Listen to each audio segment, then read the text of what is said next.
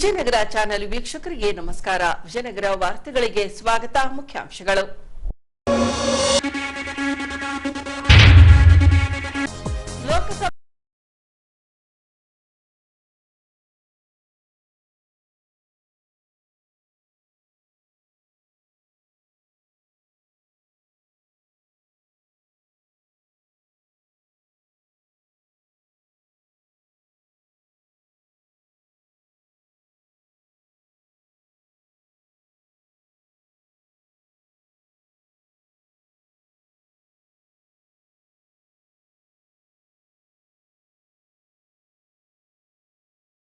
ಲೋಕಸಭಾ ಸಂಸ್ಥೆಗಳಲ್ಲಿ ಕರೆ ನೀಡಿದ ಎಸ್ಪಿ ಶ್ರೀಹರಿಬಾಬು. ಈಗ ವಾರ್ತೆಗಳ ವಿವರ.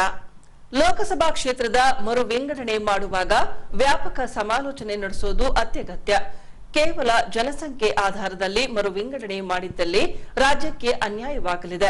ಇಲ್ಲಿನ ಭೂ ವಿಸ್ತರಣಾ ಸಹಿತ ಹಲವು ಆಯಾಮಗಳ ಆಧಾರದಲ್ಲಿ ಲೋಕಸಭಾ ಕ್ಷೇತ್ರಗಳ ಸಂಖ್ಯೆಯನ್ನ ಹೆಚ್ಚಿಸಬೇಕಿದೆ. ಹಾಗಾಗಿ ಈ ಕುರಿತು ಸುದೀರ್ಘ ಸಮಾಲೋಚನೆ ನಡೆಸಬೇಕು. ಇಲ್ಲದಿದ್ದಲ್ಲಿ ಜನಾಂದೋಲನ ನಡೆಸಲಾಗುವುದೆಂದು ಕೆಆರ್ಎಸ್ ಪಕ್ಷವು ಸುದ್ದಿಗೋಷ್ಠಿಯಲ್ಲಿ ತಿಳಿಸಿದೆ. ಈಗ ನಮ್ಮೆಲ್ಲರಿಗೂ ಈಗಾಗಲೇ ಗೊತ್ತಿರುವ ಹಾಗೆ ಏನು ಲೋಕಸಭಾ ಕ್ಷೇತ್ರಗಳ ಮರು ವಿಂಗಡಣೆ ವಿಷಯವಾಗಿ ಸಾಕಷ್ಟು ಚರ್ಚೆ ನಡೀತಾ ಇದೆ. ನಮ್ಮ ರಾಜ್ಯಕ್ಕಿನ್ನ ಒಂದು ರೀತಿಯಲ್ಲಿ ಮುಂದುವರಿದು ಪಕ್ಕದ ದಕ್ಷಿಣ ಭಾಗದ ರಾಜ್ಯಗಳಾದಂತಹ ತಮಿಳುನಾಡು ಮತ್ತು ಆಂಧ್ರ ಪ್ರದೇಶದಲ್ಲಿ ಒಂದು ರೀತಿಯಾಗಿ ದೊಡ್ಡ ಮಟ್ಟದಲ್ಲಿ ಇದಕ್ಕೆ ವಿರೋಧವನ್ನು ವ್ಯಕ್ತಪಡಿಸ್ತಾ ಈಗಾಗಲೇ ಹೋರಾಟಕ್ಕೆ ಸಜ್ಜಾಗಿದ್ದಾರೆ. ಇಂಥ ಸಂದರ್ಭದಲ್ಲಿ ಏನು ರಾಜ್ಯದ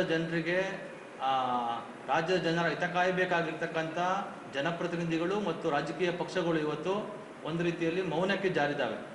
ಅದು ಕಾಂಗ್ರೆಸ್ಸು ಆಗಿರ್ಬೋದು ಅಥವಾ BJP JDS ಪಕ್ಷ ಆಗಿರ್ಬೋದು. ಮತ್ತು BJP JDS ಪಕ್ಷಗಳಂತೂ BJP ಅವರು ಏನು ಮಾಡಿದ್ದು ಸರಿ ಅನ್ನೋ ರೀತಿಯಲ್ಲಿ ಅವ್ರದ್ದು ವರ್ತನೆಗಳಿದ್ದಾವೆ. ಇನ್ನು ಕಾಂಗ್ರೆಸ್ ಪಕ್ಷ ಅಂತೂ ಅವರಿಗೆ ಬಹುಶಃ ಡಿಲಿಮಿಟೇಷನ್ ಅಂದರೆ ಏನು, ಮರು ವಿಂಗಡಣೆಯಿಂದ ಆಗ್ತಕ್ಕಂಥ ಲಾಭ ನಷ್ಟಗಳೇನು, ಯಾರಿಗೆ ನಷ್ಟ ಯಾರಿಗೆ ಲಾಭ ಅಂತಕ್ಕಂಥ ಅದನ್ನು ಅನಲೈಸ್ ಮಾಡಿ ಒಂದು ನಿರ್ಧಾರಕ್ಕೆ ಬರ್ತಕ್ಕಂಥ ಅದನ್ನ ಆಗುವುಗಳ ದುಷ್ಪರಿಣಾಮಗಳ ಬಗ್ಗೆ ಯೋಚನೆ ಮಾಡ್ತಕ್ಕಂಥ ಶಕ್ತಿ ಇರುವಂತಹ ಸಂಸದರಾಗಲಿ ಅಥವಾ MLAಗಳಾಗಲಿ ಕಾಂಗ್ರೆಸ್ ಪಕ್ಷದಲ್ಲಿ ಇದ್ದಾರೆ ಅಂತ ಹೇಳಿ ನಮ್ಗೆ ಅನ್ನಿಸ್ತಾ ಇಲ್ಲ. ಸೊ ಹಾಗಾಗಿ ಇವತ್ತು ಜನ ಹೋರಾಟವನ್ನು ಇವತ್ತು ರೂಪಿಸಬೇಕಾಗಿದೆ. ನಮ್ಮ ರಾಜ್ಯಕ್ಕೆ ಆಗ್ತಕ್ಕಂಥ ಅನ್ಯಾಯವನ್ನು ನಾವು ಇವತ್ತು ತಡಿಬೇಕಾಗಿದೆ. ಅದನ್ನ ನಾವು ಆಯ್ಕೆ ಮಾಡ್ಕೊಂಡಂಥ ಪಕ್ಷಗಳು ಮಾಡ್ತವೆ ಅಂತ ಹೇಳಿ ಜನರು ಭಾವಿಸಿ ಕೂರ್ತಕ್ಕಂಥ ಪರಿಸ್ಥಿತಿ ಇವತ್ತು ಈಗ ಉಳ್ಕೊಂಡಿಲ್ಲ. ಹಾಗಾಗಿ ಹಾಗೇನಾದ್ರೂ ಇವತ್ತು ಈ ರಾಜಕೀಯ ಪಕ್ಷಗಳು ಆಲ್ರೆಡಿ ಕಾಂಗ್ರೆಸ್ಸು BJP ಮತ್ತು JDS ಪಕ್ಷಗಳು ಈಗಾಗಲೇ ಕೈ ಎತ್ತಿರೋ ಕಾರಣಕ್ಕಾಗಿ ಜನರೂ ಕೂಡ ಇಂಥ ಸಂದರ್ಭದಲ್ಲಿ ನಾವು ಪಕ್ಕದ ರಾಜ್ಯಗಳಲ್ಲಿ ಒಂದು ರೀತಿಯಾದ ದೊಡ್ಡ ಹೋರಾಟದ ಕಟ್ಟೋದಕ್ಕೆ ಅವರು ಆಲ್ರೆಡಿ ಅಲ್ಲಿನ ರಾಜಕೀಯ ಪಕ್ಷಗಳು ಸನ್ನದ್ಧರಾಗಿರ್ತಕ್ಕಂಥ ಸಂದರ್ಭದಲ್ಲಿ ರಾಜ್ಯದ ಜನರು ಸುಮ್ಮನೆ ಕೂರಬಾರ್ದು, ನಾವು ಈ ಹೋರಾಟವನ್ನು ಮುಂದುವರಿಸಬೇಕು ಅನ್ನುವ ಕಾರಣಕ್ಕಾಗಿ KRS ಪಕ್ಷ ಇದ್ರ ಧ್ವನಿ ಎತ್ತಕ್ಕಂಥ ಕೆಲಸವನ್ನು ಮಾಡ್ತಾ ಇದೆ. ಕೇವಲ ಧ್ವನಿ ಎತ್ತೋದಲ್ಲ, ಒಂದು ಜನಾಭಿಪ್ರಾಯವನ್ನು ರೂಪಿಸಿ ಜನರನ್ನ ಒಳಗೊಂಡು ಈ ಹೋರಾಟವನ್ನು ಮುನ್ನಡೆಸಬೇಕು ಅನ್ನೋ ನಿಟ್ಟಿನಲ್ಲಿ KRS ಪಕ್ಷ ಸಿದ್ಧತೆಯನ್ನು ನಡೆಸ್ತಾ ಇದೆ. ಆ ನಿಟ್ಟಿನಲ್ಲಿ ನಾವು ಇವತ್ತು ಪತ್ರಿಕಾಗೋಷ್ಠಿಯನ್ನು ಕೆಲವೊಂದು ವಿಚಾರಗಳನ್ನ ಹಂಚ್ಕೊಳ್ಳೋದಕ್ಕೆ ನಿಮ್ಮ ನಡುವೆ ಈ ಒಂದು ಪತ್ರಿಕಾಗೋಷ್ಠಿಯನ್ನು ಇವತ್ತು ಕರೆದಿದ್ದೀವಿ. ಈಗಾಗಲೇ ಏನು ಸಂವಿಧಾನದ ಪ್ರಕಾರವಾಗಿ ಡಿಲಿಮಿಟೇಷನ್ ಮಾಡ್ತೀವಿ ಅಂತಕ್ಕಂಥ ವಿಚಾರವಾಗಿ ಕೇಂದ್ರ ಸರ್ಕಾರ ಮಾತಾಡ್ತಾ ಇದೆ. ಮತ್ತು ಹಾಗೆ ಮಾಡೋದ್ರಿಂದ ಯಾವುದೇ ಥರದ್ದು ನಷ್ಟ ಕೂಡ ಏನು ದಕ್ಷಿಣ ಭಾಗದ ರಾಜ್ಯಗಳಿಗೆ ಆಗೋದಿಲ್ಲ ಅಂತಕ್ಕಂಥ ಮಾತನ್ನು ಕೂಡ ಹೇಳ್ತಾ ಇದೆ. ಆದರೆ ಇದು ಕೇವಲ ಅಂಕಿ ಸಂಖ್ಯೆ ವಿಚಾರವನ್ನಷ್ಟೇ ನೋಡ್ತಾ ನಾವು ಲಾಭ ನಷ್ಟವನ್ನು ಅಳೆಯೋದಕ್ಕೆ ಸಾಧ್ಯ ಇಲ್ಲ. ಈಗಾಗಲೇ ಅವ್ರು ಹೇಳೋ ರೀತಿಯಲ್ಲಿ ಸಂಖ್ಯೆಗಳು ಕಡಿಮೆ ಆಗ್ಬೋದು ಅಥವಾ ಹೆಚ್ಚಾಗ್ಬೋದು. ಆದರೆ ಒಂದು ದೊಡ್ಡ ಮಟ್ಟದ ರಾಜಕೀಯ ಮತ್ತು ಸಾಮಾಜಿಕ ಅಸಮತೋಲನ ಮತ್ತು ರಾಜಕೀಯ ಮತ್ತು ಸಾಮಾಜಿಕ ಅನ್ಯಾಯ ಆಗೋದಂತೂ ಇಲ್ಲಿ ಖಾತ್ರಿಯಾಗಿ ನಮ್ಮೆಲ್ಲರಿಗೂ ಕಾಣ್ತಾ ಇದೆ. ಈಗಾಗಲೇ ಬಹಳ ದೊಡ್ಡ ಪ್ರಮಾಣದಲ್ಲಿ ಏನು ಒಂದು ಅಭಿವೃದ್ಧಿಯ ಪಥದೆಡೆಗೆ ಬಹಳಷ್ಟು ಈ ದಕ್ಷಿಣ ಭಾಗದ ಒಂದಷ್ಟು ಜನರ ತ್ಯಾಗ ಮತ್ತು ಪರಿಶ್ರಮದ ಕಾರಣಕ್ಕಾಗಿ ಇವತ್ತು ದೇಶದ ಅಭಿವೃದ್ಧಿಗೆ ಬಹಳ ದೊಡ್ಡ ಪ್ರಮಾಣದ ಕೊಡುಗೆಯನ್ನು ಇವತ್ತು ದಕ್ಷಿಣ ಭಾಗದ ರಾಜ್ಯಗಳು ಇವತ್ತು ಕೊಡ್ತಾ ಇದ್ದಾವೆ.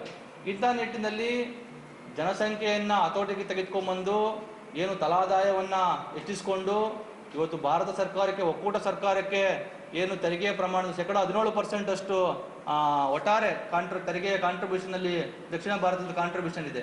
ಇಂಥ ಸಂದರ್ಭದಲ್ಲಿ ಕೇವಲ ಜನಸಂಖ್ಯೆಯ ಆಧಾರದ ಮತ್ತು ಜನಸಂಖ್ಯೆಯ ಮಾನದಂಡದ ಮೇಲೆ ಇವತ್ತು ನಾವು ಡಿಲಿಮಿಟೇಷನ್ ಮಾಡ್ತೀವಿ, ಏನು ಕ್ಷೇತ್ರಗಳನ್ನು ಪುನರ್ ವಿಂಗಡಣೆ ಮಾಡ್ತೀವಿ ಅಂತಕ್ಕಂಥ ಮಾತು ಏನಿದೆ ಅದು ನಿಜಕ್ಕೂ ಅಭಿವೃದ್ಧಿ ಎಡೆಗೆ ಸಾಗ್ತಾ ಇರ್ತಕ್ಕಂಥವ್ರಿಗೆ ಉತ್ಸಾಹ ತುಂಬತಕ್ಕಂಥ ಕೆಲಸ ಅದರಿಂದ ಆಗೋದಿಲ್ಲ.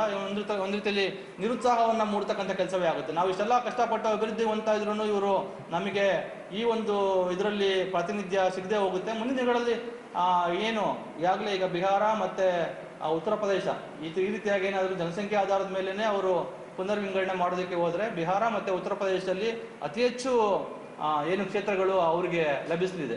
ಆಲ್ಮೋಸ್ಟ್ ಒಂದು 100ಕ್ಕೂ ಹೆಚ್ಚು ಎರಡು ರಾಜ್ಯಗಳಿಂದ ಸುಮಾರು 100 ಹೊಸ ಕ್ಷೇತ್ರಗಳು ಅಲ್ಲಿ ಆಗ್ತವೆ ಅಂತಕ್ಕಂಥ ಒಂದು ಗೆಸ್ ಇದೆ. ಸೊ ಅದೇ ನಿಜ ಆದರೆ ಬಹುತೇಕವಾಗಿ ದಕ್ಷಿಣ ಭಾರತದ ಕ್ಷೇತ್ರಗಳು, ದಕ್ಷಿಣ ಭಾರತದ ಜನರು ಭಾರತದ ಒಕ್ಕೂಟ ವ್ಯವಸ್ಥೆಯನ್ನು ಪ್ರತಿನಿಧಿಸ್ತಕ್ಕಂಥ ಪ್ರಕ್ರಿಯೆಯಲ್ಲಿ ನಗಣ್ಯ ಆಗ್ತಾರೆ. ನಮ್ಮ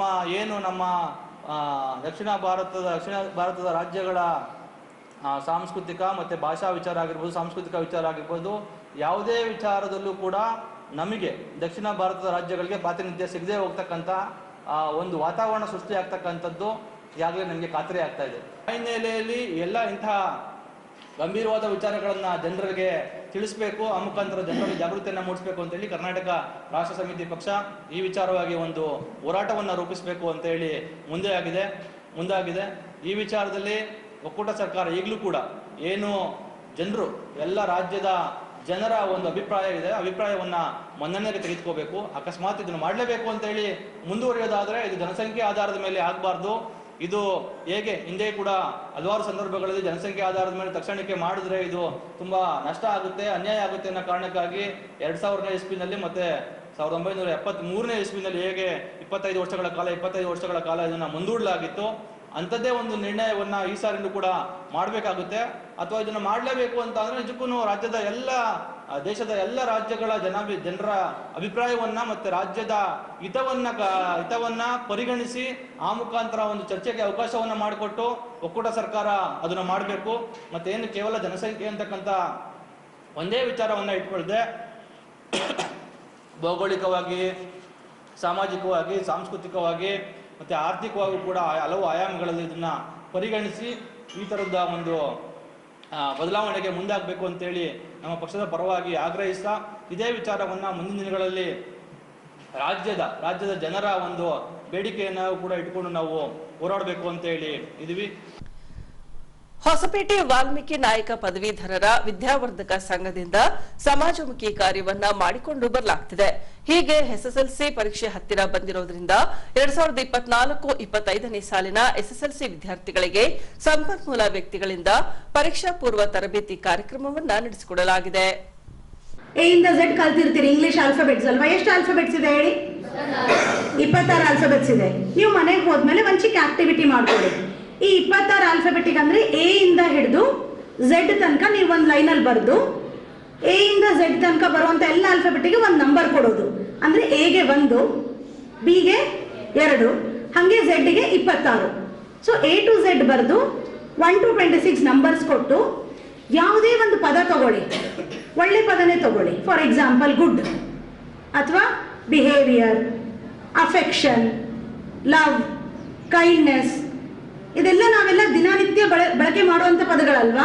ಡೆಡಿಕೇಶನ್, ಹಾರ್ಡ್ ವರ್ಕ್, ಸಿನ್ಸಿಯಾರಿಟಿ, ಯಾವುದೇ ಒಂದು ಪದ ತಗೊಳ್ಳಿ, ಆ ಪದಗಳಿಗೆ ಬರುವಂಥ ನಂಬರ್ಸ್. ಈಗ ಹಾರ್ಡ್ ವರ್ಕ್ ಅಂತ ತಗೊಂಡ್ರೆ ಅಂದರೆ ಹೆಚ್ಚಿಗೆ ಒಂದು ನಂಬರ್ ಬರುತ್ತೆ, ಎಗೆ 1 ನಂಬರ್ ಬರುತ್ತೆ, ಆರಿಗೆ, ಕೆಗೆ, WORK ಎಲ್ಲದಕ್ಕೂ ಒಂದೊಂದು ನಂಬರ್ ಬರುತ್ತಲ್ಲ, ಆ ನಂಬರ್ನ ಕೂಡಿಸಿದಾಗ ಎಲ್ಲದಕ್ಕೂ ಒಂದು ಟೋಟಲ್ ಬರುತ್ತೆ. ಓಕೆನಾ? ನೀವು ಮನೆಗೆ ಹೋದ್ಮೇಲೆ ಮಾಡ್ಬೇಕು ಇದನ್ನ. ವ್ಯಕ್ತಿತ್ವ, ನಮ್ಮ ವ್ಯಕ್ತಿತ್ವನ ನಾವು ಯಾವ ರೀತಿ ನಿರ್ಮಾಣ ಮಾಡ್ಕೋಬೇಕು ಅಂದ್ರೆ ನಾವು ಓದಿರುವಂತ ಓದು ನಮ್ಮ ವ್ಯಕ್ತಿತ್ವ ನಿರ್ಮಾಣ ಮಾಡ್ಕೊಳ್ಳೋದ್ರಲ್ಲಿ ಸಹಾಯ ಆಗಬೇಕು.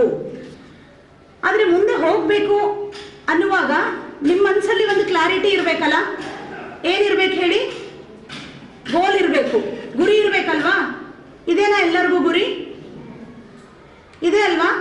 ಕೆಲವರಿಗೇನೋ ಡಾಕ್ಟರ್ ಆಗ್ಬೇಕಂತ ಇರುತ್ತೆ, ಕೆಲವರಿಗೆ ಎಂಜಿನಿಯರ್ ಆಗ್ಬೇಕಂತ, ಕೆಲವರಿಗೆ ಟೀಚರ್ ಆಗ್ಬೇಕಂತ, ಕೆಲವರಿಗೆ ಸೈಂಟಿಸ್ಟ್ ಆಗಬೇಕು. ಬೇರೆ ಬೇರೆ ಆಸೆಗಳು, ಗುರಿ ಇರುತ್ತಲ್ಲ. ದೊಡ್ಡವ್ರು ಹೇಳಿದಾರಲ್ಲ, ಹಿಂದೆ ಗುರು ಮತ್ತೆ ಮುಂದೆ ಗುರಿ ಇದ್ರೆ ಏನ್ ಬೇಕಾದ್ರೂ ಸಾಧನೆ ಮಾಡ್ಬೋದಲ್ವಾ? ನಿಮ್ ಹಿಂದೆ ಗುರು ಅಂತೂ ಇದ್ದೇ ಇದ್ದಾರೆ ಅಲ್ವಾ? ಮುಂದೆ ನೀವು ಗುರಿ ಇಟ್ಕೋಬೇಕು, ಮುಂದೆ ನೀವು ಹೋಗ್ಬೇಕು.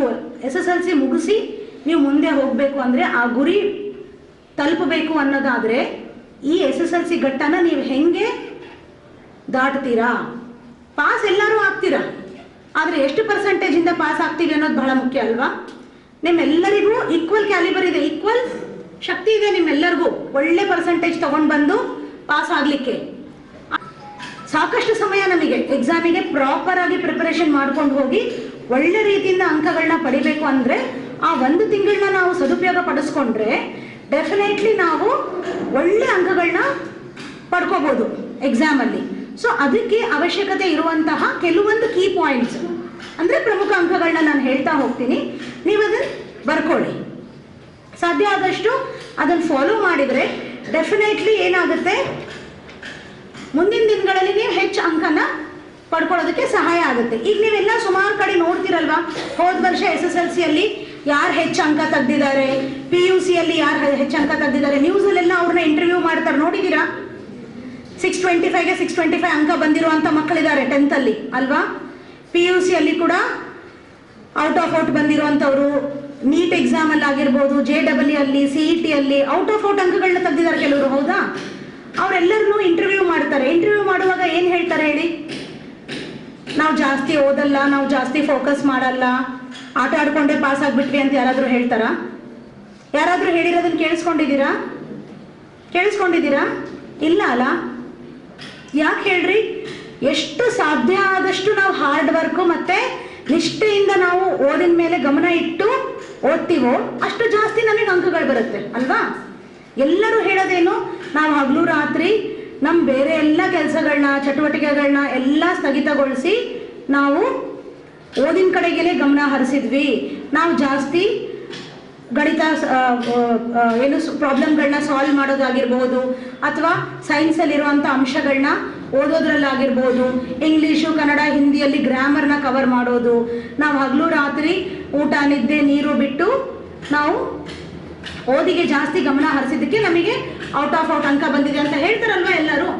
ಸೊ ಹಂಗಾಗಬೇಕು ಅನ್ನೋದಾದರೆ ನಾವು ಕೂಡ ಕೆಲವೊಂದನ್ನು ತ್ಯಾಗ ಮಾಡಿ ಸಾಧ್ಯ ಆದಷ್ಟು ಡೆಡಿಕೇಟೆಡ್ ಹಾರ್ಡ್ ವರ್ಕಿಂದ ಓದಿದರೆ ಕಲ್ತ್ಕೊಂಡ್ರೆ ಡೆಫಿನೆಟ್ಲಿ ನಿಮ್ಮೆಲ್ಲರಿಗೂ ಕೂಡ 90-95% ಅಬೋವ್ ಪರ್ಸೆಂಟೇಜ್ ಬಂದೇ ಬರುತ್ತೆ. ಈಗಿರುವಂಥ 1 ತಿಂಗಳ ಕಾಲನೂ ನೀವು ಇದಕ್ಕಾಗಿ ಸೀಮಿತ ಇಟ್ಟರೆ ಡೆಫಿನೆಟ್ಲಿ ನೀವೆಲ್ಲ ಒಳ್ಳೆ ರಿಸಲ್ಟ್ನ ತರ್ಬೋದು. ಸಮಯಕ್ಕಿಂತ ಅದಕ್ಕೆ ನಿಗದಿಪಡಿಸಿರೋಂಥ ಸಮಯಕ್ಕಿಂತ ಹೆಚ್ಚು ಸಮಯನ ತಗೊಂಡು ಬರೀಲಿಕ್ಕೆ ಟ್ರೈ ಮಾಡೋಕೆ ಹೋಗಿ ಫೇಲ್ಯೂರ್ ಆಗ್ತಂಥ ವಿದ್ಯಾರ್ಥಿಗಳನ್ನ ನಾವು ನೋಡ್ತೀವಿ. ಅದಕ್ಕೆ ಯಾವ ರೀತಿ ಸಮಯ ಪರಿಪಾಲನೆ ಮಾಡಬೇಕು, ನಿಗದಿತ ಸಮಯದಲ್ಲಿ ವಿಷಯಗಳನ್ನು ಅಂದರೆ ಈ 2 ರೀತಿಯ ನಾವು ಪ್ರಿಪ್ರೇಷನ್ನ ತಗೋಬೇಕು. ಒಂದು ಸ್ಮಾರ್ಟ್ ವರ್ಕ್ ಮತ್ತು ಹಾರ್ಡ್ ವರ್ಕ್ ಅಂತ ಹೇಳ್ತೀವಿ ನಾವು ಎಕ್ಸಾಮ್ನಲ್ಲಿ. ಈಗ ನಾನು ಜಾಸ್ತಿ ಟೈಮ್ ತಗೊಳ್ಳಲ್ಲ.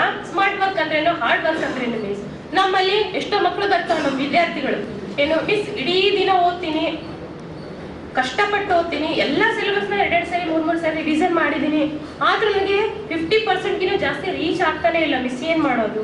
ಇನ್ನು ಕೆಲವು ವಿದ್ಯಾರ್ಥಿಗಳ ಪ್ರಾಬ್ಲಮ್ ಏನು, ನಾನು ಪುಸ್ತಕ ಹಿಡ್ಕೊಂಡ ತಕ್ಷಣ ನಿದ್ದೆ ಬರ್ತಾ ಇದೆ ಮಿಸ್. ಬಹಳಷ್ಟು ವಿದ್ಯಾರ್ಥಿಗಳಿಗೆ ಇದು ತೊಂದರೆ ಅಲ್ವಾ? ನಾನು ಪುಸ್ತಕ ಹಿಡ್ಕೊಂತೀನಿ, 4ನೇ ಚಾಪ್ಟರ್ ರಿವೈಸ್ ಮಾಡ್ತಾ ಇರ್ತೇನೆ, ನನಗೆ ನಿದ್ದೆ ಬರ್ತಾ ಇದೆ. ಇದನ್ನೆಲ್ಲ ಯಾವ ರೀತಿ ಎದುರಿಸ್ಬೇಕು? ಮೊದಲನೇದಾಗಿ ಲ್ಯಾಂಗ್ವೇಜ್ ವಿಷಯಗಳಂದ್ರೆ ಕನ್ನಡ, ಇಂಗ್ಲಿಷ್, ಹಿಂದಿ ಈ 3 ಭಾಷೆಗಳನ್ನ ನಾವು ಯಾವ ರೀತಿ ಟಿಪ್ಸ್ ಮಾಡ್ಕೋಬೇಕು. ಆಮೇಲೆ ಕೋರ್ ಸಬ್ಜೆಕ್ಟ್ಗಳು ಸೈನ್ಸ್, ಸೋಷಿಯಲ್, ಮ್ಯಾಥಮೆಟಿಕ್ಸ್ ಈ 3 ವಿಷಯಗಳನ್ನ ಯಾವ ರೀತಿ ನಾವು ಒಂದು ಟಿಪ್ಪಣಿ ಮಾಡಿಕೊಂಡು ಪರೀಕ್ಷೆ ಎದುರಿಸೋದಕ್ಕೆ ಪ್ರಯತ್ನ ಪಡಬೇಕು. ಈಗ ಹಾರ್ಡ್ ವರ್ಕ್ ಅಂದ್ರೆ ಸ್ಮಾರ್ಟ್ ವರ್ಕ್, ಹಾರ್ಡ್ ವರ್ಕ್ ಹೇಳಿದೆ ನಾನು. ಹಾರ್ಡ್ ವರ್ಕ್ ಅಂದ್ರೆ ಏನು? ಬೆಳಗ್ಗೆ 4 ಗಂಟೆಗೆ ಎದ್ದೇಳೋದು, ಕಷ್ಟಪಟ್ಟು ನಿದ್ದೆಗೆಟ್ಟು ಓದೋದು, ಮತ್ತೆ ರಾತ್ರಿ 2 ಗಂಟೆವರೆಗೂ ನಿದ್ದೆ ಇಲ್ದಂಗೆ ಓದಿ ಆರೋಗ್ಯನ ಹಾಳು ಮಾಡ್ಕೊಳ್ಳೋದು.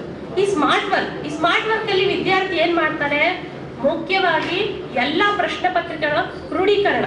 ಇಲ್ಲಿವರೆಗೂ ಏನಾಗಿದೆ ನಿಮಗೆ, FA1 FA2 ಎಲ್ಲ ಎಕ್ಸಾಮ್ಸ್ ಆಗಿದೆ ತಾನೆ, ಆ ಪ್ರಶ್ನೆ ಪತ್ರಿಕೆಗಳನ್ನೆಲ್ಲ ಏನ್ ಮಾಡ್ಬೇಕು ನೀವು? ಒಟ್ಟುಗೂಡಿಸ್ಬೇಕು. ಮತ್ತೆ ಇಷ್ಟು ಕಳೆದ ಹಲವಾರು ವರ್ಷಗಳಿಂದ ನಾವು SSLC ಪ್ರಶ್ನೆ ಪತ್ರಿಕೆಗಳನ್ನ ನಿಮ್ಮ ಶಿಕ್ಷಕರು ಏನ್ ಮಾಡ್ತಾ ಇರ್ತಾರೆ, ನಿಮ್ಗೆ ಕೂಡಿಸಿ ಅದನ್ನ ಅಭ್ಯಾಸ ಮಾಡ್ತಾ ಇರ್ತಾರೆ. ನಿಮ್ ಕೈಲಿಲ್ಲ ಅಂದ್ರೆ ಜೆರಾಕ್ಸ್ ಕಾಪಿ ಮಾಡ್ಕೊಳ್ರಿ. ಜೆರಾಕ್ಸ್ ಮಾಡ್ಕೊಂಡು ನಿಮಗೆ ಪುನರಾವರ್ತನೆ ಆದಂತಹ ಪ್ರಶ್ನೆಗಳನ್ನ ಏನಿರ್ತಾವಲ್ಲ ಅದನ್ನ ಬಿಡಿಸ್ತಾ ಹೋಗ್ರಿ. ಮೊದಲನೇದಾಗಿ ಕನ್ನಡ, ಇಂಗ್ಲಿಷ್, ಹಿಂದಿ ವಿದ್ಯಾರ್ಥಿ ಏನ್ ಮಾಡ್ಬೇಕು? ಮೊದಲನೇದಾಗಿ ಈ 3 ವಿಷಯಗಳಲ್ಲಿ ಮೊದಲನೇದಾಗಿ ಪ್ರಶ್ನೆ ಪತ್ರಿಕೆ ತೆಗೆದ ತಕ್ಷಣ ನಿಮ್ಗೆ ಏನ್ ಅನ್ಸುತ್ತೆ? ಅಯ್ಯೋ ಇದು ತುಂಬಾ ಕಠಿಣ ಏನೋ ಅನ್ನೋ ಒಂದು ನಿರ್ಣಯಕ್ಕೆ ಬಂದ್ಬಿಡ್ತಾನೆ ವಿದ್ಯಾರ್ಥಿ. ಒಂದು ನಿಮಿಷ ನಿಮ್ಗೆ ಏನಾಗುತ್ತೆ, ಅಯ್ಯೋ ಇದು ಬಹಳ ಕಷ್ಟ ಏನೋ ಅಂತ ಆತಂಕ ಗೊಂದಲಕ್ಕೊಳಗಾಗ್ತೀರಿ ನೀವು. ಯಾವಾಗಾದ್ರೂ ಪ್ರಶ್ನೆ ಪತ್ರಿಕೆ ಕೊಟ್ಟರೆ ಅದೇ ತರ ಫೀಲ್ ಆಗ್ತಾರೆ ಎಲ್ಲ ವಿದ್ಯಾರ್ಥಿನೂ ಅಷ್ಟೇ. ನಾನು ಸ್ವಂತ ಅನುಭವದಿಂದ ನಮ್ಮ ವಿದ್ಯಾರ್ಥಿಗಳನ್ನ ನೋಡಿ ಹೇಳ್ತಾ ಇದ್ದೀನಿ. ಯಾಕಂದ್ರೆ ಆ ವಿದ್ಯಾರ್ಥಿ ಏನ್ ಮಾಡ್ತಾನೆ, ಪ್ರಶ್ನೆ ಪತ್ರಿಕೆ ಓದ್ತಾ ಕಠಿಣ ಪ್ರಶ್ನೆಗಳಿಗೆ ಜಾಸ್ತಿ ಅವನು ಒತ್ತು ಕೊಡ್ತಾನೆ. ನಾವೇನ್ ಮಾಡ್ಬೇಕು, ಮೊದಲು ಸರಳವಾದ ಪ್ರಶ್ನೆಗಳ ಕಡೆ ಗಮನ ಹರಿಸ್ಬೇಕು. ಮೊದಲನೇದಾಗಿ ನೀವೇನ್ ಮಾಡ್ಬೇಕು, ನಿಮಗೆ ಯಾವುದೇ ಸುಲಭವಾದ ಪ್ರಶ್ನೆಗಳಿದಾವೆ ಅನ್ನೋದನ್ನ ನೀವು ಮನವರಿಕೆ ಮಾಡ್ಕೋಬೇಕು. ಪೆನ್ಸಿಲ್ ಇಂದ ಏನ್ ಮಾಡ್ಬೇಕು, ಸರಳವಾದ ಪ್ರಶ್ನೆಗಳನ್ನ ಮೊದಲು ಟಿಕ್ ಮಾಡ್ತಾ ಹೋಗ್ಬೇಕು. ನಿಮ್ಗೆ ಯಾವ್ದು ಕಾನ್ಫಿಡೆಂಟ್ ಇದೆನೋ, ಈ ಉತ್ತರನ ನಾನು ಬರಿತೀನಿ, ಈ ಪ್ರಶ್ನೆಗೆ ಉತ್ತರ ನನಗೆ ಖಂಡಿತವಾಗೂ ಗೊತ್ತಿದೆ ಅನ್ನೋದು ನೀವು ಮೊದಲು ಮನವರಿಕೆ ಮಾಡ್ಕೋಬೇಕು. ಆ ಪ್ರಶ್ನೆಗಳನ್ನ ನೀವು ಬರಿತಾ ಹೋಗ್ಬೇಕು. ನಿಮಗೆಲ್ಲ ಗೊತ್ತಿರೋ ಹಂಗೆ ಆಬ್ಜೆಕ್ಟಿವ್ ಟೈಪ್ ಕ್ವಶನ್ಸ್ ಇರ್ತಾವ ನಿಮಗೆಲ್ಲ. ಮೊದಲನೇದಾಗಿ ನೀವೇನ್ ಮಾಡ್ತೀರಾ, ಉತ್ತರ ಪತ್ರಿಕೆ ಕೊಟ್ಟ ತಕ್ಷಣ ಆ ಆಬ್ಜೆಕ್ಟಿವ್ ಟೈಪ್, ಉದಾಹರಣೆಗೆ 10 ಪ್ರಶ್ನೆಗಳು ಇರ್ತಾವಂತ ಅನ್ಕೊಳ್ರಿ, 1 ರಿಂದ 10 ನಂಬರ್ ಹಾಕಿ ಬಿಟ್ಬಿಡಿ. ನೆಕ್ಸ್ಟ್ 2ನೇ ಪೇಜ್ ಅಲ್ಲಿ, ಅಂದ್ರೆ ಅದು ನಿಮ್ಗೆ ಯಾವ್ದು ಬರುತ್ತೋ ಅದು ಅಟೆಂಡ್ ಮಾಡಿ 10ರಲ್ಲಿ. ಇನ್ನ 2ನ್ನ ಪೆಂಡಿಂಗ್ ಇಟ್ಟಿರ್ತೀರಿ, ನೀವು ಬರಂಗಿಲ್ಲ, ಅದನ್ನೇ ಹಿಡ್ಕೊಂಡು ನೆನಪಿಸ್ಕೊಂತ ಕೂಡ್ತೀರಾ? ಇಲ್ಲ, ಏನಾಗುತ್ತೆ, ನೆನಪಿಸ್ತಾ ಕೂತ್ರೆ ನಿಮ್ಮ ಸಮಯ ವ್ಯರ್ಥ ಆಗುತ್ತೆ. ಕರ್ನಾಟಕ ರಾಜ್ಯ ಮಹಿಳಾ ದೌರ್ಜನ್ಯ ವಿರೋಧಿ ಒಕ್ಕೂಟದಿಂದ ವೆಂಕಟೇಶ್ವರ ಕಲ್ಯಾಣ ಮಂಟಪದಲ್ಲಿ ಅಂತಾರಾಷ್ಟ್ರೀಯ ಮಹಿಳಾ ದಿನಾಚರಣೆ ಕೈಗೊಳ್ಳಲಾಗಿತ್ತು. ಈ ವೇಳೆ ಕಲಾ ತಂಡಗಳಿಂದ ಹೋರಾಟ ಪದಗಳನ್ನು ಹಾಡುವ ಮೂಲಕ ಮಹಿಳೆಯರಲ್ಲಿ ಜಾಗೃತಿ ಮೂಡಿಸಿದರೆ, ಇನ್ನೊಂದೆಡೆ ಮಹಿಳೆಯೊಬ್ಬರು ಏಕಾಭಿನಯ ಪಾತ್ರದ ಮೂಲಕ ಮಹಿಳೆಯರ ಮೇಲಿನ ದೌರ್ಜನ್ಯವನ್ನ ಖಂಡಿಸಿದರು. ಅದು ಒಂದು ಸಮೂಹತ್ವವನ್ನ ಕಟ್ಟುವಂತ ಕೆಲಸ. ಜೊತೆಗೆ ಕೂತ್ಕೊಂಡು ಸೂಜಿ ನೂಲು ಹಿಡ್ಕೊಂಡು ಬಣ್ಣ ಬಣ್ಣದ ಬಟ್ಟೆಗಳಲ್ಲಿ ಹೊಲಿತಾ ಹೋಗೋದು. ಈ ಹೊಲಿತಾ ನಮ್ಮ ಅನುಭವಗಳನ್ನ, ನಮ್ಮ ಆಳವಾದ ಚಿಂತನೆಗಳನ್ನ, ನಮಗೆ ಇರುವ ದೂರೇ ನಮ್ಮ ಅನುಭವಗಳನ್ನ ನಾವು ಚಿಂತನೆ ಮಾಡ್ತಾ ಅದರಲ್ಲಿ ಒಂದು ಗಟ್ಟಿತನವನ್ನು ಕಂಡುಕೊಳ್ಳುವಂತಹ ಕೆಲಸ ಈ ಕೌದಿ ಹೊಲಿಯೋದ್ರ ಮೂಲಕ ನಾವು ಅನುಭವಿಸ್ತೇವೆ. ಪ್ರತಿ ಜಿಲ್ಲೆಯಲ್ಲಿ ಕೂಡ ನಾವು ಹೀಗೆ ಒಂದೆರಡು ಕೌದಿ ಹೊಲಿದು ನಮ್ಮ ಅತಿಥಿಗಳಿಗೆ ಇದನ್ನೇ ನಮಗೆ ಕೊಡೋದು ಅಂದ್ರೆ ತುಂಬಾ ಸಂಭ್ರಮದ ವಿಚಾರ. ಪ್ರತಿ ಜಿಲ್ಲೆಯಲ್ಲೂ ಕೌದಿ ಹೊಲಿಯುವಾಗ ನಮಗೆ ಬೇರೆ ಬೇರೆ ಅನುಭವಗಳಾಗಿದೆ.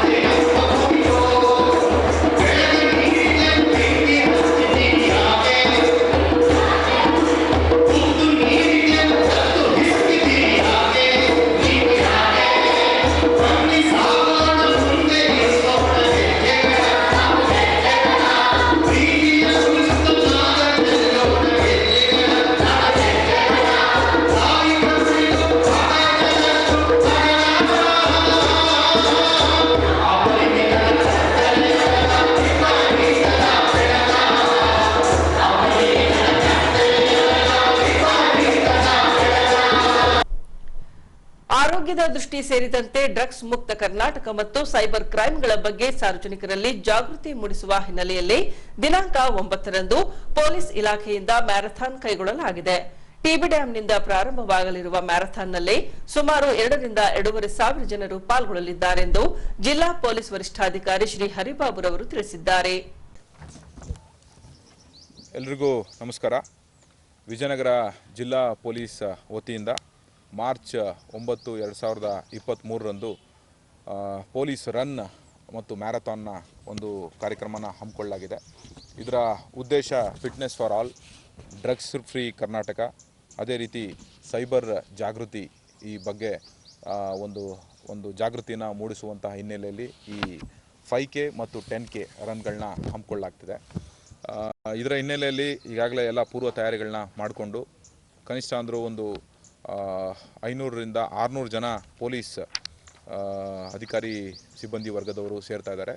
ನಮ್ಮ ಜೊತೆ ಕೈ ಜೋಡಿಸಲಿಕ್ಕೆ IRB ಮುನ್ರಾಬಾದ್ ಅವರು, ಡ್ಯಾಮ್ ಇನ್ಚಾರ್ಜ್ ಇರುವಂಥ KSISF ಕರ್ನಾಟಕ ಇಂಡಸ್ಟ್ರಿಯಲ್ ಸೆಕ್ಯೂರಿಟಿ ಫೋರ್ಸ್ನವರು ಮತ್ತು ಹೋಮ್ ಗಾರ್ಡ್ಸ್ನವರು, ಈ ರೀತಿ ಬೇರೆ ಬೇರೆ ಯೂನಿಫಾರ್ಮ್ಡ್ ಪೊಲೀಸುಗಳಾಗಿರುವಂಥ ಯೂನಿಫಾರ್ಮ್ಡ್ ಆಫೀಸರ್ಸ್ ಆಗಿರುವಂಥ NCC ಅವರು ಇರ್ಬೋದು ಮತ್ತು ಇತರೆ ಎಲ್ಲ ವರ್ಗದವರು, ಸಾರ್ವಜನಿಕರು, ಕಾಲೇಜ್ ವಿದ್ಯಾರ್ಥಿಗಳು, ಯಾಕಂದರೆ ಈಗ ಎಕ್ಸಾಮ್ಸ್ ನಡೀತಾ ಇದೆ, ಹಾಗಾಗಿ ಡಿಗ್ರಿ ಕಾಲೇಜ್ ಸ್ಟೂಡೆಂಟ್ಸು ಯಾರ್ಯಾರಿದ್ದಾರೆ ಅವ್ರನ್ನ ಮಾತ್ರ ನಾವು ಈ ಕಾರ್ಯಕ್ರಮಕ್ಕೆ ಆಹ್ವಾನ ಕೊಟ್ಟಿದ್ದೀವಿ. ಅವರೆಲ್ಲರೂ ಸೇರಿ ಕನಿಷ್ಠ ಒಂದು 2,000ಕ್ಕಿಂತ ಹೆಚ್ಚು ಜನ ಸೇರುವಂಥ ಒಂದು ಸಾಧ್ಯತೆ ಇದೆ. ತಾವೆಲ್ಲರೂ ಈ ಕಾರ್ಯಕ್ರಮಕ್ಕೆ ಬಂದು ಈ ಕಾರ್ಯಕ್ರಮನ ಯಶಸ್ವಿ ಮಾಡಬೇಕು ಅಂತೇಳಿ ಹೊಸಪೇಟೆ ಸೇರಿದ ಹಾಗೆ ವಿಜಯನಗರ ಜಿಲ್ಲೆ ಎಲ್ಲ ಸಾರ್ವಜನಿಕರಲ್ಲಿ ಮತ್ತು ಸಂಘ ಸಂಸ್ಥೆಗಳಲ್ಲಿ ನಾನು ಕೋರ್ಕೊಳ್ತಾ ಇದ್ದೇನೆ. ಈ ಕಾರ್ಯಕ್ರಮನ ನಾವು TB ಡ್ಯಾಮ್ ಮಾಡೆಲ್ ಹೌಸಿಂದ ಪ್ರಾರಂಭ ಮಾಡ್ತಾ ಇದ್ದೀವಿ. ಅಲ್ಲಿಂದ ನೇರವಾಗಿ ಸಾಯಿಬಾಬಾ ಸರ್ಕಲ್ಗೆ ಬಂದು ಒಂದು ಭಾಗದಲ್ಲಿ ಮೊದಲು ಬರುವಂತಹ 50 ಜನ ಈ 5K ಮ್ಯಾರಥಾನ್ ಕಂಪ್ಲೀಟ್ ಮಾಡೋರಿಗೆ ಬಹುಮಾನ ಕೂಡ ನಮ್ಮ ರಾಜ್ಯ ಪೊಲೀಸ್ ವತಿಯಿಂದ ನಾವು ನೀಡ್ತಾ ಇದ್ದೀವಿ.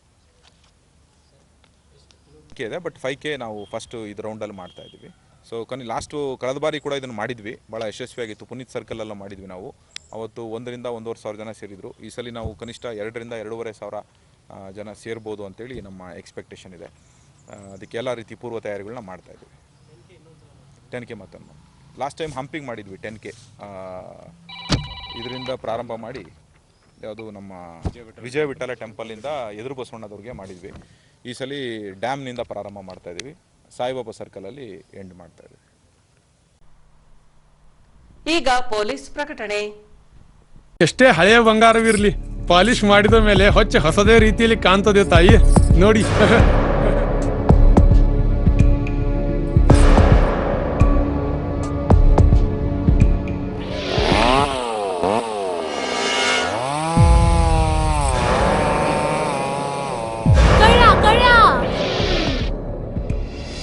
ತಾಯಿ, ನಿಮ್ ಮೈ ಮೇಲೆ ಅದು ಹೊಲಸು ಬಿದ್ದಿದೆ.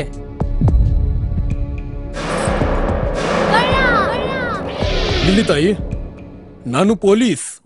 ಅಲ್ಲಿ ಮುಂದೆ ದಾರಿಲಿ ದೊಡ್ಡ ಗಲಾಟೆ ಆಗಿದೆ, ಮತ್ ನೀವು ಇಷ್ಟೆಲ್ಲ ಒಡವೆ ಹಾಕೊಂಡು ತಿರುಗಾಡ್ತಾ ಇದ್ದೀರಾ. ಈ ಒಡವೆಗಳನ್ನ ಈ ವಸ್ತ್ರದಲ್ಲಿ ಕಟ್ಟಿ ಪರ್ಸ್ನಲ್ಲಿ ಇಡಿ. ಹಾಕಿ ಪರ್ಸ್ನಲ್ಲಿ ಇಡೋಣ. ಅಲ್ಲೇ ಮುಂದ್ಗಡೆ ಆಗಿದೆ. ಇದು ತಗೊಳ್ಳಿ ತಾಯಿ, ನಾನು ಬರ್ತೀನಿ. ಈ ಕಡೆಯಿಂದ ಹೋಗಿ.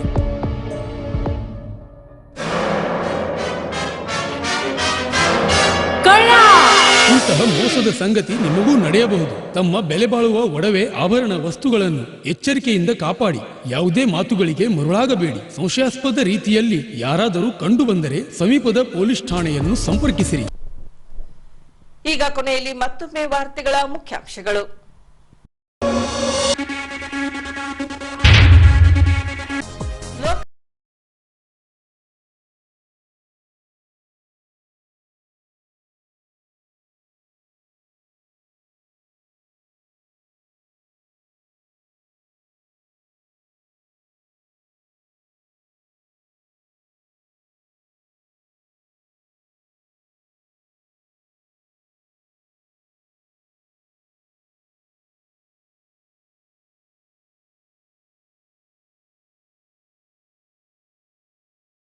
ಮ್ಯಾರಥಾನ್ ಭಾಗವಹಿಸುವಂತೆ ಸಂಘ ಸಂಸ್ಥೆಗಳಲ್ಲಿ ಕರೆ ನೀಡಿದ SP ಶ್ರೀ ಹರಿಬಾಬು. ಇಲ್ಲಿಗೆ ವಾರ್ತಾ ಪ್ರಸಾರ ಮುಕ್ತಾಯವಾಯಿತು. ವಂದನೆಗಳೊಂದಿಗೆ ನಯನ ಉಮೇಶ್.